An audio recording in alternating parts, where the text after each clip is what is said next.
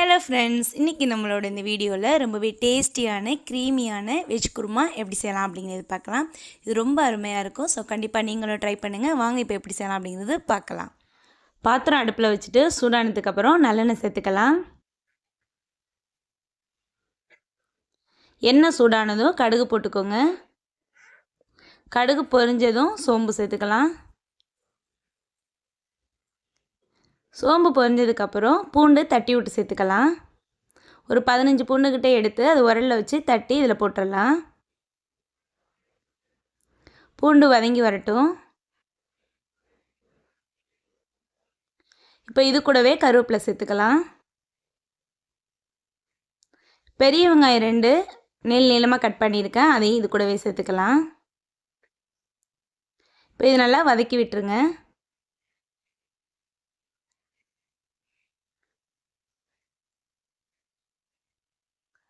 வெங்காயம் வதங்கிறதுக்காக கல் உப்பு சேர்த்துக்கலாம்.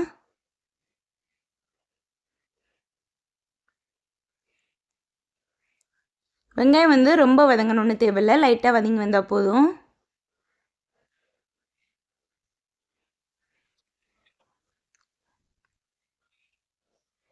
இந்த டைமில் 2 பச்சை மிளகாவை கீறி விட்டு இதில் போட்டுக்கலாம்.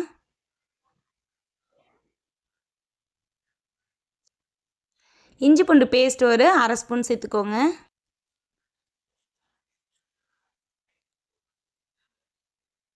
இப்போ வதக்கி விட்டதுக்கு அப்புறமா இது கூடவே நல்லா பழமான தக்காளியாக 2 கட் பண்ணி சேர்த்துக்கலாம். இந்த தக்காளி நல்லா கனிஞ்சு வர வரைக்கும் வதக்கி விட்டுக்கலாம்.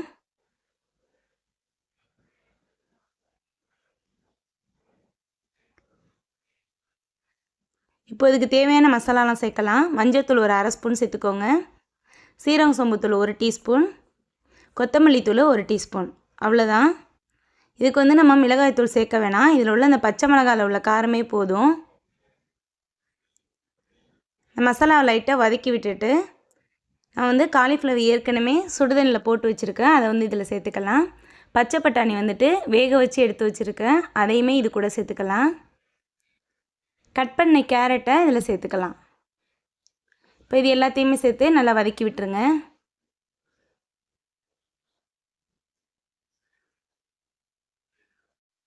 இதில் பட்டாணி வேகிறதுக்கு டைம் எடுக்கும், அதனால தான் பச்சை பட்டாணியை ஏற்கனவே வேக வச்சு எடுத்துட்டேன்.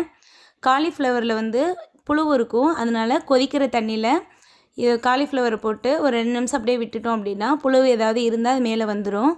அதுக்கப்புறம் நம்ம காலிஃப்ளவர் மட்டும் வெளியில் எடுத்துடணும்.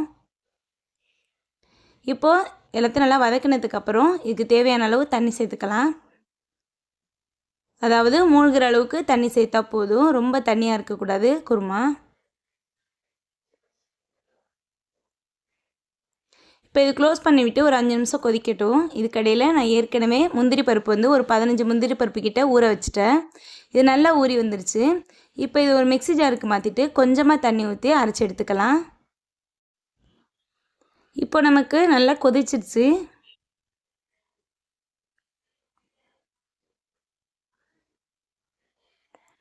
இன்னும் கேரட்லாம் வேகலை, அதனால் மறுபடியும் கொஞ்சம் நேரம் க்ளோஸ் பண்ணிவிட்டு வச்சுருங்க.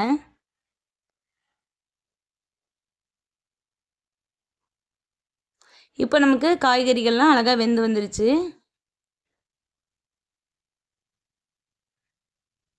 இந்த டைமில் நம்ம அரைச்ச முந்திரியை இது கூட சேர்த்துக்கலாம். இது கலந்து விட்டு கொதிக்க விட்டுறலாம்.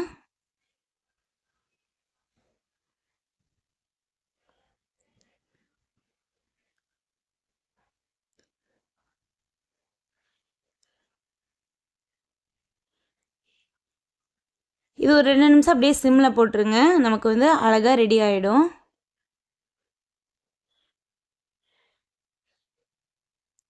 இது கூடவே லாஸ்ட்டாக மிளகுத்தூள் ஒரு ஸ்பூன் சேர்த்துக்கணும். நல்ல ஒரு டேஸ்ட்டு இருக்கும். இது நம்ம சப்பாத்திக்கு ரொம்பவே அருமையாக இருக்கும். கண்டிப்பாக நீங்கள் ட்ரை பண்ணுங்கள். மிளகுத்தூள் சேர்த்துட்டு லைட்டாக ஒரு தடவை மிக்ஸ் பண்ணி விட்டுட்டு ஆஃப் பண்ணிடணும். ஆஃப் பண்ணதுக்கு அப்புறமா கெட்டியான தேங்காய் பால் சேர்த்துக்கோங்க. அதாவது நம்ம தேங்காய் பால் சேர்க்கும் போது ஸ்டவ் ஆஃப் பண்ணிவிட்டு தான் சேர்க்கணும். நல்லா திக்கான தேங்காய் பாலை சேர்த்துக்கலாம். அவ்வளோதான், நமக்கு ரொம்பவே ஈஸியாகவே செஞ்சு முடிச்சாச்சு. மேலே வந்து கொஞ்சமாக கொத்தமல்லி இலையை கட் பண்ணி சேர்த்துக்கலாம். இது செய்கிறது ஈஸி தான், உங்கள் எல்லாருக்குமே ரொம்ப யூஸ்ஃபுல்லாக இருக்கும். நீங்களும் கண்டிப்பாக ட்ரை பண்ணுங்கள், உங்களுக்கும் ரொம்பவே பிடிக்கும். இந்த வீடியோ பிடிச்சிருந்துச்சி அப்படின்னா நம்மளோட சேனலுக்கு லைக் பண்ணி வச்சுக்கோங்க. அப்புறம் சப்ஸ்கிரைப் பண்ணுங்கள். உங்களோட ஃப்ரெண்ட்ஸ் அண்ட் ரிலேட்டிவ்ஸ்க்கும் ஷேர் பண்ணுங்கள், அவங்களுக்கும் யூஸ்ஃபுல்லாக இருக்கும். அடுத்த வீடியோவில் வேறு ஒரு சூப்பரான ரெசிபியோடு உங்களை நான் மீட் பண்ணுறேன். தேங்க்யூ, பாய்.